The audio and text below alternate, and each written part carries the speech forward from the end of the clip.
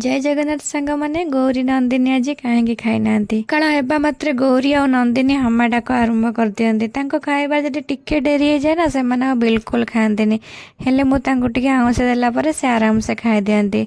डुडू ये उठी पड़ी तो ताको मुझे खाइबा देदेली से खाईदे तार ये गोटे खाता कलम धरिकी गारेबा मुड़े बस पड़ा। बापा पोखर माछ आनी माँ ये माछ भाजुंट से गोटे बिल्ली पशिगला माछ को सोरिष मसला देकी से रोसे करदे। डुडू जेजेमा डुडू को ये कमला छाड़ी दौरान डुडू ये मजारे खाऊँगी। तापर मुझे मंदिर पलैली मंदिर आसिक रोसे लगी पड़ी घरे किसी परिवा था कि न था जब चाउल आ डाली थाए ना ताले रोसे करवा ये सब गृहिणी सहज हो जाए।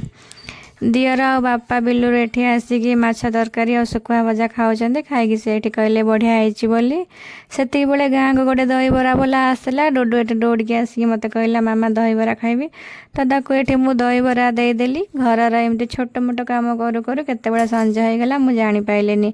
तापर डुडू कहला मामा चल मंदिर जावा तो मंदिर आसिली मंदिर आसिक गौरी और नंदिनी पाखे धूआं टिके दिहला। सांग मैंने आज दुनिया रे ना लोक मैंने गोटे गाई पालिबा को लाज करुँच गोटे कुकुरा पालिबा को सौभाग्य मन करुँच। आपण मैंने कहतु आपण मान गोटे गाई पालिबा सौभाग्य ना दुर्भाग्य।